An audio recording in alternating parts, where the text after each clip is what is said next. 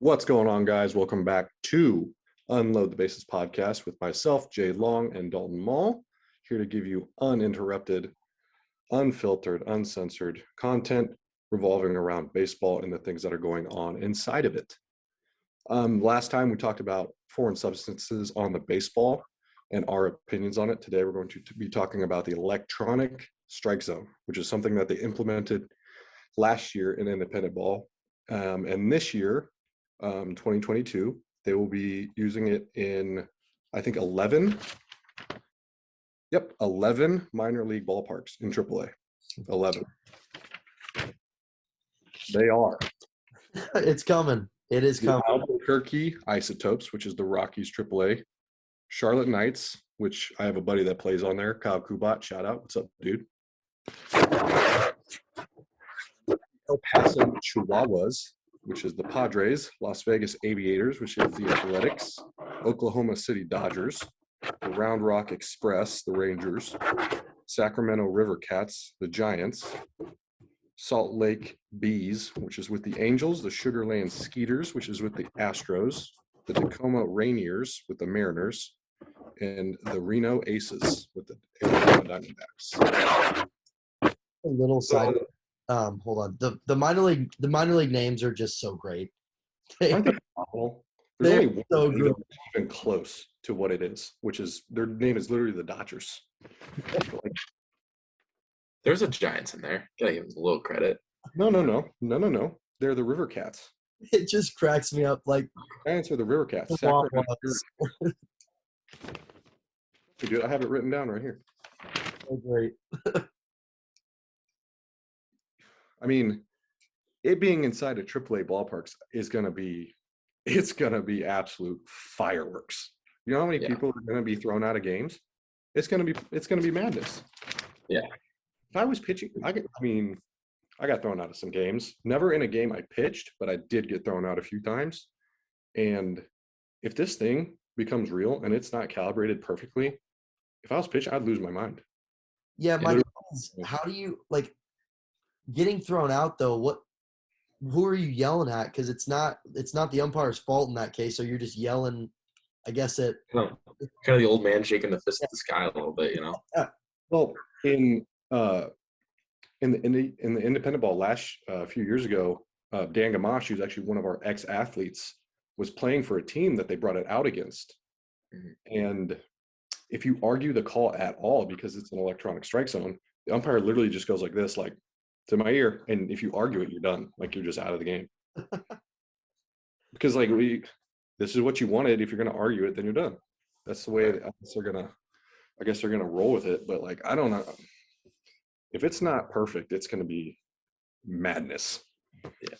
I mean, we've talked about it. We talked about it before, but like, I don't understand how you can perfectly calibrate the height and the low and the high part of the strike zone with how different people's bodies are, you know, and like what constitutes like the perfect strike zone. Like, how do you even define that? You know? Right. Well, currently MLB uses this technology called Pitch FX. Did you read about this? I did read about this, yeah. It's already installed in every ballpark. Like, it's in every major league ballpark, and it uses 3 cameras to just basically determine like the trajectory, the velocity, and the type of pitch, so like that you see like on the board behind home plate, the jumbotron. Like, there's 3 cameras that get those information. Right. And it still messes up. Like, sometimes it'll call a 2-seam when it's actually like a cut fastball, which is wild. I don't understand how they're going to all of a sudden use this to make it. So what is the defined major league strike zone? Because you hear everything. So when you're watching the game on TV and you see the little strike zone, Yeah, the square. That's not it. Oh, I'm well aware. I just is Major League Strike Zone defined as? Is there like bottom of armpit? Is it described So, as, right. So what they determined was letters. So like rib cage to yeah. kneecap Okay, is because what they determined. letters is deceiving because obviously like There's a lot of different letters. teams could just be like, hey, let's lower the letters. Well, so the technology actually works pretty well and it's accurate within an inch inside and outside, but up and down, it is There's a no way mess. to just, yeah. It's a You have to like, you almost have to redefine the strike zone. Like you have to like find a clear defining factor that you can't change and use that as your high and low. And it has to be something measurable for every player, you know. I just don't know how you do that. in order to make it perfect, they'd have to like run these, like they'd almost have to go out during spring training and get the measurements of these guys, Yeah. Right. actual things, because if you have the same strike zone for Jose Altuve and Aaron Judge, who are the shortest and the tallest player in MLB, those are completely different vertical and Right. strike zones. Completely different. You see Which they don't, but like it's like, I mean, that's an extreme example. Like they adjust them, but like how, like you're using, it's like using a ruler and like the inches aren't like actual like inches, you know, like it's like a different like measure, like it's like an inaccurate measurement. You're trying to be perfect measuring with a ruler, but like there's no like precedence to go off of that's like clearly definable. Like, so I don't know how to use a perfect technology with an imperfect measurement system, you know, like it just, I don't know what, because even if you take measurements, there's people that have different stances in the box. Like you're gonna have people that are like really high up, really low. Do you change the strike zone based on their stance? You know? Question. You talking like a Craig Biggio, who's like 6'2", but he squats down to like 5'3"? Exactly. Yeah. Is it where the ball crossing the plate at where the batter's at, or is it like his like measured height?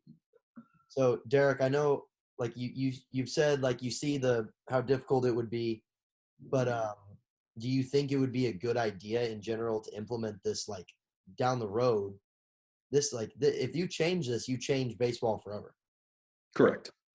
I mean, they've already started doing so much technology wise with, you know, overturning calls and slow motion cameras and stuff. I mean, it's coming to where there's not gonna be umpires in the game anymore. Honestly, like you're starting to already, like the technology is far from perfect and they're already starting to take the human element and the human mistake out of baseball already.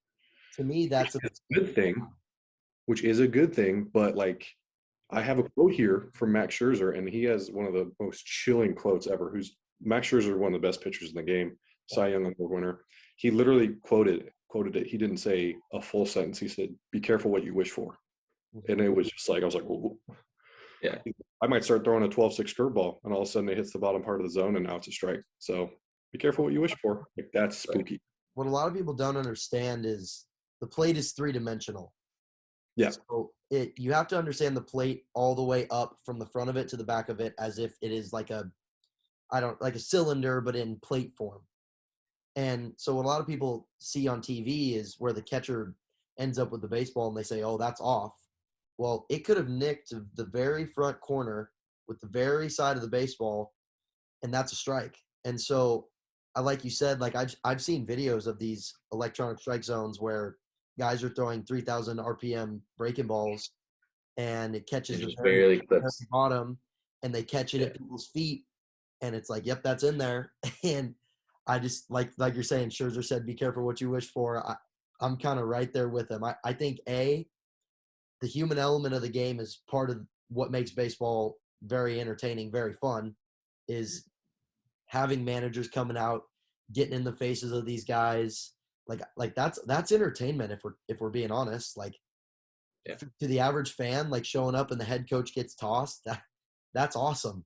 Now, I get like, yeah, you want to get everything right. Like obviously in the NFL they have review and they have it in baseball now too. They didn't a few years back. And like that Tigers pitcher lost his perfect game because of a terrible call. But at the same time, to me, it's like if you get rid of stuff like that, sure, it does make the game right. But if there's no controversy, is there anything to even talk about besides just the gameplay? Well, that's what I'm talking about. Is like pretty soon umpires are going to be Exactly. rated. I think that's terrible. Well, it's like anything in life. There's like beauty in the imperfection of it. Like that's kind of what makes it like a little fun. Like like there's some fun in that, and Absolutely. where does it stop? Where does like the like it you go to automatic strike zones, like what's next after that? Like what else? Like if you feel like you're kind of sucking the life out of the game, but at the same time it feels necessary. Like it's like There's next. Do you know what grew the game the most, which is the most controversial thing in sports? The steroid era. steroids. Yeah. It literally grew the game beyond like measurements. Like, people were watching because these absolute monsters were stepping in the box, hitting balls 550 feet. Like, you're telling me that you don't want to go to a game and see a guy just absolutely launch a ball into the moon? Exactly. Was it necessarily right? No. But it was awesome. Yeah, but that's the thing. It doesn't grow the game at all, but it did. Like, they took it out. Like, they should, because it makes the game fair. And drugs are bad. You don't want to be taken. You don't want to show that it's okay to do that sort of thing. That's a terrible thing to put onto kids. But like, there's a lot of different things that they could be doing instead of trying to do these little things that make little to no sense. Mm-hmm. So I actually started reading a lot about this electronic strike zone over the last week, since the last time we talked. And, all right, so I have a thing here. In 2016, Yale professor Toby Moskowitz studied nearly 1 million pitches called by umpires. He then compared them with the data found from Pitch FX. Umpires called roughly 12% incorrectly. 12%. Mm-hmm. So are they really missing that much, or is it just showing? Are you just watching Instagram and Twitter and highlights of catchers framing pitches that are in the lower part of the zone that are technically still strikes, but they just look like they're pulling out strikes? If they're calling 10%, I mean, that's in 100 pitches. And that's 10%. That's 10% based on the measurement of Pitch FX too. Like, and like, there's some of those that like aren't like to a hitter or a pitcher, like that get called strikes but aren't strikes, or like get called a ball but like gets called a strike in the game, and like every pitcher's like, I want that pitch, and like every hitter's like, I would have swung at that pitch. Like, so I feel like you almost have to redefine like the strike zone if you're going to go that direction too. Yeah. And it also completely takes away like the catch framing aspect of the game, which like guys have trained their whole careers on.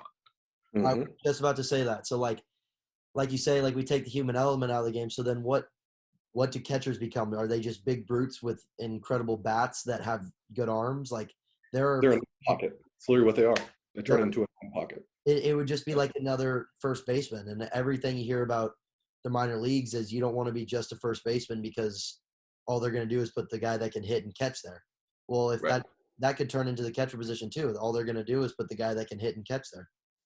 So I feel like that takes away a lot from great pastime of like Yadier Molina, who is a very average at best hitter, but like he's probably one of the best. He's possibly the best catcher of all time because he's defensively incredible. And if you don't have those guys, I mean, I personally feel like that ruins a lot of what like baseball's pastime, the future, kids wanting to work on being a catcher. I mean, if the major league goes the electronic strike zone, obviously it won't dwindle to 12U, but you're not going to practice catching framing balls if the end goal is to be in the major leagues. Like, I mean, you see it in college now. Mm-hmm. And it's so funny. I mean, Yachty's going to be a first ballot Hall of Famer, no doubt. So perfect example, because the guy's an absolute machine behind the plate. Okay hitter. It's not like he's going to go out there and win you 100 games with the fact that he can drive in 120 RBIs. Like, he's not that guy. But defensively, he saves 10 times more runs than he, allows, just because he's a brick house back there. And there's just like an art to it that you can't quantify. People don't steal because they're like, well, it's Yachty. He's 800 years old, but he's still going to throw me out. Have you seen the video of the like rookie and in the minor leagues? Like he gets like a huge secondary trying to test Yachty. Yeah. Yachty's like smiling at him. He's like in Yachty's head, he's like, do it. Go ahead, try. Gets a great jump and he's out by like 10 feet. Yeah. How he just like shakes his head, puts his hands in his face.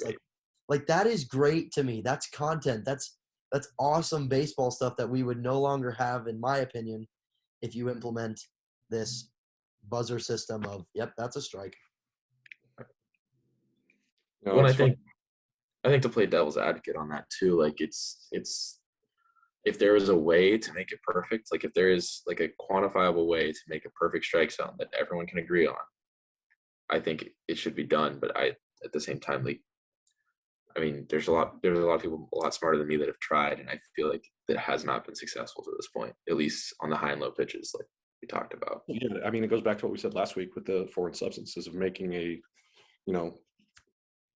something that everybody agrees on. And I think that's kind of what you're talking about, is like the MLB, PA, and the MLB come together and try to, for those of you who don't know, MLBPA stands for the Major League Baseball Players Association. It's run by the players. They talk about their rights. But, if those two can get together, obviously they can't agree on one single thing ever, because we just showed that in the offseason that they can't agree on one thing. But if they can, this would be something that they should talk about. They should talk about the foreign substances. They should talk about the electronic strike zones. They just did the universal DH, which is sick. I think that's awesome. As a pitcher, I can't hit. I think that's a really good change in there. Thank God. Like, no point. Like, I can't hit. That's the reason I became a pitcher in the first place, because I suck at hitting. Thank God. And I was obviously doing a lot of my research. I have a quote here from Rob Manfred as well. When you take away the home plate umpire's control over the strike zone, you take away a principal piece of his authority in terms of managing the whole game. You really need to think carefully about whether you want to make that change, which is exactly what he's talked about. That's quote from Rob Manfred to MLB. Like, he made that quote to MLB in a press conference. And this is the commissioner of baseball saying this. Like, really, you really got to think about this. This isn't, I think that's why they're doing it in AAA, because they want to see how much backlash they have, and B, if it will even come close to working, because there are so many bugs that they need to figure out before they can do something like this. Okay, question. Who out there is really pushing for this? I think hitters. I think a lot of hitters. I mean, it's most of the things that I found, pitchers could care less. Like, most of the articles that I was reading, most of the pitchers are like, I mean, if you're going to use it, make sure it's perfect. Otherwise, don't bring it in here. Yeah. And a lot of the hitters were like, I think if it were to take away a lot of those in and out calls, they're like, I'm all for it. Like, I'm tired of getting beat with a pitch that's this far outside that I can't do anything with, which is, it's true. Yeah, it happens all the time. Oh, yeah. I mean, I remember in college throwing pitches in almost the other batter's box getting called strikes. Yeah. You can, dude, in college, you can gain that umpire's trust. You keep pounding that outer third, you start moving it a little more, and then before you know it, you've deceived him and you're 5-6 inches off the plate and you're getting that same call you were early. Right. You just keep expanding. Yeah. Like, see how far you can push that limit of how far will you go outside of this plate? And, sometimes, especially in college, you're getting absolutely inches, which is ridiculous the average bat is about 33 inches long. So you're increasing that by 6 inches, swing a 38-inch bat. Good luck to you, sir. It's like swinging a friggin' Viking sword. It's like Big Papi and Giancarlo Stanton, and about the rest of the world swings a 33. Right. The only person that could probably manage to do it is Jorge Soler. Yep. Big old tank of a human. And I found another quote from a hitter. I couldn't, I won't say his name. I called him, actually. I'll tell you guys after. And he was saying, he's like, I think it should be implemented immediately, but they need to make sure that this strike zone is calibrated to me, because the kid is 6'3". Yeah. He's like, right. Better calibrated to me so I don't get screwed, basically, on those up and down calls. I don't want to have to swing at pitches that are above my the letters on my jersey and below my knees. He's like, I can't do anything with that pitch either. So he said, I would like to have it, but if you can't make it perfect, then there's no point. It would be nice from my perspective of like the amount of, just in general from when you're 10, like the amount of like complaining you hear after an at bat of guys like that ball 6 inches off the plate, which it could have been, but like you get rid of that. I mean, there would be no arguing if you're a hitter and it's calibrated correctly. You'd have to live and die with what happened. But also like I feel like that's the beauty of it. Like Dalton said, like the beauty of like the last out of a game was like, was that pitch a strike or not? And you have people at work talking about it. You have people online talking about it. Like, I think if you take all of that out, the amount of stuff just in general to talk about with baseball, you cut in half. I mean, why do average people go to, not super hockey fans, why do average people go to hockey games? For the fights. Bingo, right? They go to watch the excitement of the game. They go to watch. I wonder if he's going to have a fight tonight because he had one 2 nights. Is he going to fight tonight? Like when you go to games and the manager comes sprinting out of the dugout like a bull ready to attack the umpire, is like, you missed it. Like that is beautiful to see. I know it's probably not like the best. They try to mute it as best they can, and you hear some things that probably kids shouldn't be hearing. But I mean, that's literally what happens inside of the clubhouse. Yeah. There is a lot of things said in that clubhouse that never leave just because you can't. What's the Cardinals manager name? The video of him just like running around, or it might be the Mets. It's the Mets. Terry Francona? Yeah. No, Terry Francona. No, it's he's older, but the old guy. Yeah. I can't think of it. But anyways, there's like a 3-minute video of him just running around yelling at every umpire individually, and it's hilarious. And like that, that's the thing. Like if you make it all electronic, that will never happen again. And I'm not to say that it's necessarily a good thing, but like there's that video is so funny. I wonder if there's like a compromise here. Like, is there? So we know that the in and out is pretty Terry accurate. Collins. Yeah, Collins. So we know that the in and out is pretty accurate. So like within an inch. Within an inch. Yeah, I mean, could you have something where it's like the NFL where like there's reviewable calls and non-reviewable calls? Like, like someone gets called out on a bad strike call, or there's a call that's not called, and you get like a certain amount of challenges per game, and like it's on the umpires to go back and review the pitch FX data, and it's their discretion whether to overturn the call or not. I mean, that's horrible for pace of play, which I guess we're trying to fix. But you talk about like right now without having, because right now in AAA, what's going to happen is each home plate umpire will have a earpiece. Right. I know that. I'm saying like just to get rid of like for the people that don't want the strike zone. Like, is there a compromise there to like still bring in like the umpire being in charge of the game? I think they need to make it a black or white decision. I don't think it goes electronic. If it goes electronic, there's no arguing it. Yeah, 100%. It's either you have the electronic strike zone and every pitch is called by the strike zone, or you don't have it. Because you can't, if you have this sort of like wishy-washy, like, oh, I can challenge this call and this guy won't strike out, those games are going to last 9 hours. Yeah. They're already worried about the pace of play. It's going to be a disaster. It wouldn't be a good thing. I'm right there. You know what I mean? Like, it just, you either got to do it or you just don't. Right. Whatever decision that you come to, you just got to roll it. You just got to roll with it and say, like, this is what it's going to be. This is how we're going to do it. And then it's going to trickle down into college. It's going to. Always does. See, the thing is, like, could a program not highly funded afford it is the thing. So that's true. The question is, so in my conference, every team has replay review. So you can review at any stadium or whatever.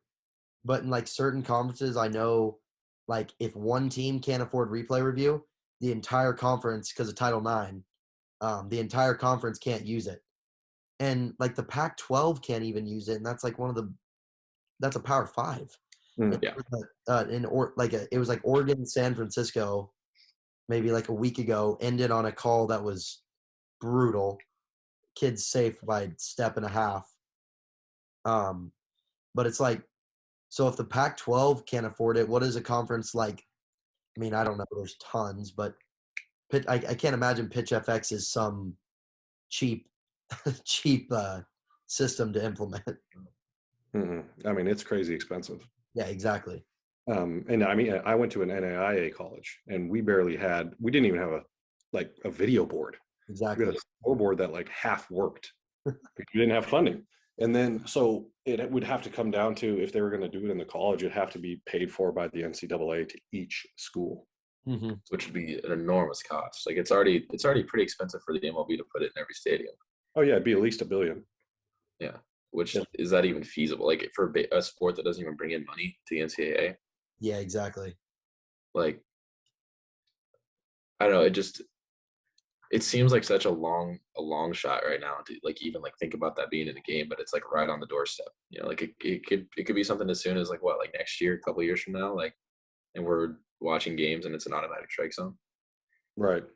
Like I'm not sure exactly what their ETA is on like these trials and everything, but so, I mean, right before spring training, major league clubs put out, or their AAA organizations put out hiring notices for people to run the electronic strike zone with pitch effects. Like they put out hiring notices. So you're gonna, because that also determines like you're gonna need an entire department, a brand new department, to be able to do this. You can't have because like when I was in college, I ran the scoreboard when I wasn't pitching. Yeah. Or I ran Game Changer, or I did a book, or like I did the scorebook or whatever. You can't have one of your players going into the press box and going, I'm going to do this for the next 3.5, 4 hours. You can't. There has to be someone that's their job. Like, you have a coach, his job is to handle the pitchers. You have a manager, his job is to manage the game. You're going to have to hire an entire department to be like, okay, we're going to research all this data. We're going to get each individual kid's measurements. We're going to, track his stance, make sure that this electronic strike zone is accurate. That's going to take more than just one person. Otherwise, that person's going to, not be done with it until they're 50. That's why it's only feasible to me to be in Major League Baseball if you got to do it to the stance and everything. I mean, yeah, Major League Baseball, you have new guys coming in every year, but college baseball, I mean, rosters change by so much roster turnover. I mean, I bet 2/3 of colleges lineups are half the guys they were from the year before. I mean, think about all the people that get sent up and down with Major League Baseball too. All those AAA guys that are just kind of like floating in between, they have to be calibrated too. What if they didn't play a spring training game and have no numbers? Yeah. Right. Like, it's a mess, absolute mess.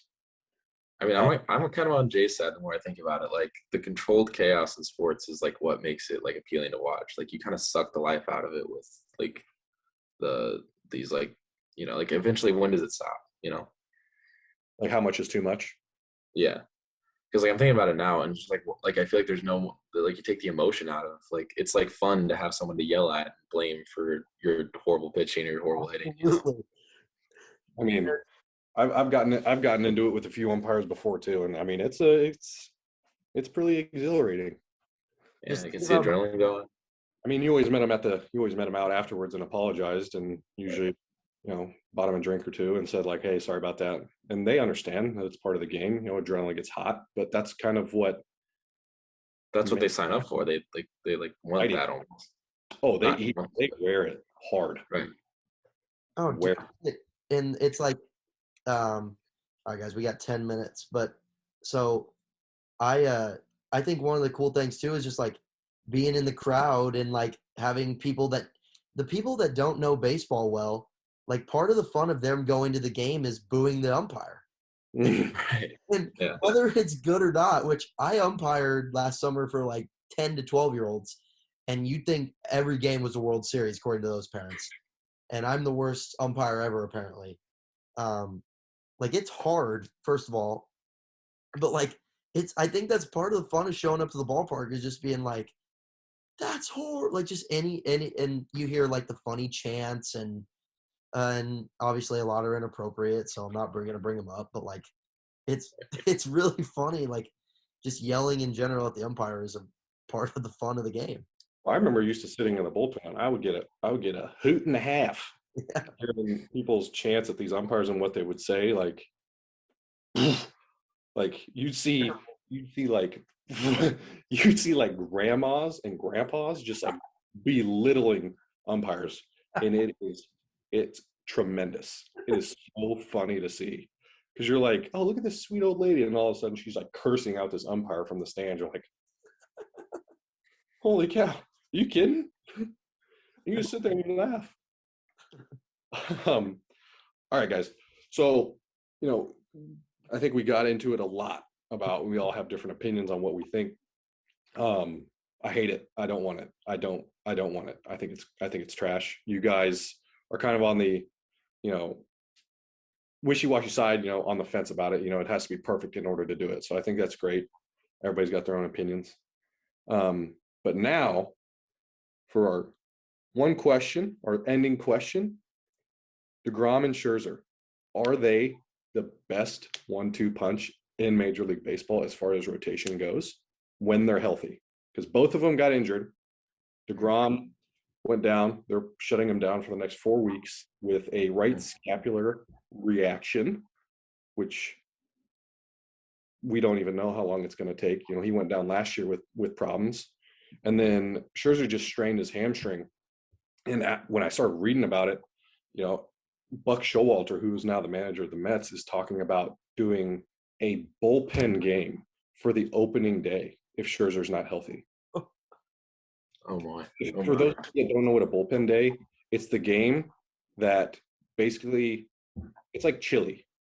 So it's everything that you have left inside the pantry that you're just going to throw into the bowl and say like, there it is. Yeah, that's what a bullpen game is. And or every Royals 5th game. Yeah.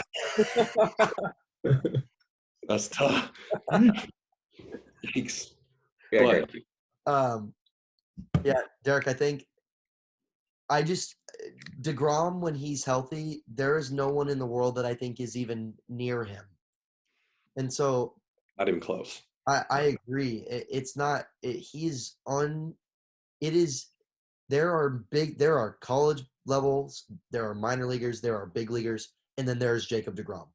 Do you want to hear some statistics about him last year? And he didn't even finish an entire season?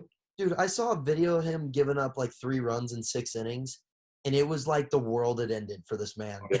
It's like, that's a great outing. Well, that's like the feeling that comes over the dugout is like, oh my God, DeGrom gave up more than a run.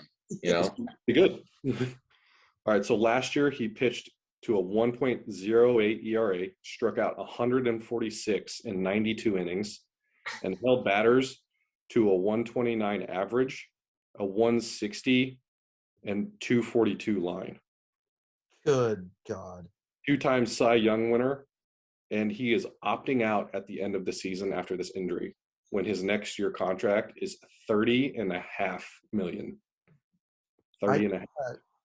I think Kershaw and Buehler do have a say in this. That is true. I'm not sure if it's up there, but you have to at least say their names. That's like the best. Yeah, I just think like I'm just trying to think like for the Padres you'd have it would go overall. Padres are coming all around. Yeah, if you go just rotation, I think the Padres have it. But I mean, man, those two, if I'm needing a win in the playoffs, like that's what I kind of dumb it down to. Like, I don't think I'd put my trust in anybody else than those two guys. Yeah. And we have what sucks is we haven't even gotten to watch DeGrom in the playoffs because they're so bad. Yeah, they can't win a game. So the Mets current rotation and depth chart, you have DeGrom, obviously hurt, Scherzer, who's 37, Chris Bassett, Taijuan Walker, who is iffy, I guess is the term. He there's games he flashes and you're like, this dude is unreal, and then he has games where he just doesn't do it. Carlos Carrasco, Cookie, who fun to watch. Yeah, great guy. battled cancer and came back from it. That's incredible. So awesome. Tyler McGill, who's right-handed pitcher, and left-handed pitcher David Peterson. So, I mean, they have like a decent, they have a decent rotation, but like I agree. I think 1-2 punch, I'm going those two easily. Mm-hmm. I think I'm very vocal with you guys about my feelings on Scherzer. I love him. I absolutely love Scherzer. He is my favorite pitcher in Major League Baseball by far. I love his attitude. I love the way he competes. I love his aggression on the mound. Like, he legitimately looks like he is so ungodly competitive. I think when kids watch things like that, they realize how much, they truly don't love the game like these guys do. And then you have DeGrom, who's just a freak. I mean, he's a freak. Yeah, I mean, he threw more fastballs over 100 miles an hour last year than anybody in Major League Baseball. That includes bullpen guys. He had like 100-something pitches, over 147 pitches, over 100 miles an hour. And then I think the next closest person was Chapman, who threw like 40. Yeah. And let's be honest, he knows he has to throw 100 pitches. If he had to throw 15, are we sure his average fastball wouldn't be 102, 103? Like, I believe it is, because he rears back at 0-2. Yeah, on 0-2 strikeouts, he rears back and he can get up to 99 in mental 70% effort. Yeah. And then he rears back to 102. It's like, bro.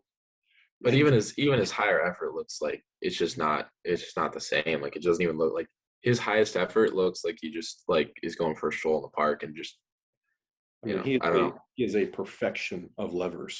I think that's to be said about every guy that throws really hard. You even most of the time you say out loud, well, it doesn't even look like he's trying. It's just they're all so efficient and so ridiculous what they do. But you wouldn't say that with Scherzer, and Scherzer's been up to 100. Like, Scherzer looks like he's trying. There's definitely exception to the rule. Right. But like, straight up grunts every pitch. Doesn't matter what it is. All right, wrapping up here. So, like, truly, if they can be healthy, and I think Scherzer moving over there is going to help these younger guys like Taijuan Walker, and I think some of the load going off Carrasco, because when he was with the Indians, he was the guy, until Bieber, thank you, until Bieber came. So I think it's going to take a little bit of pressure off him, and he's going to have a better year this year as well. All right, Derek, closer out here. Agree. Well, thank you, everybody, for tuning in to Unload the Bases podcast with myself, Jay, and Dalton. Now, make sure you message us on YouTube or on Instagram, PSP3 Pitching, with your questions if you have any. We'll answer them at the end of the show, trying to get your guys' questions taken care of. And we will see you next time, everybody. Thank you. Thank you for tuning in, guys. Don't forget to like and subscribe to our YouTube, and keep coming back for more interesting content about the state of baseball. Peace.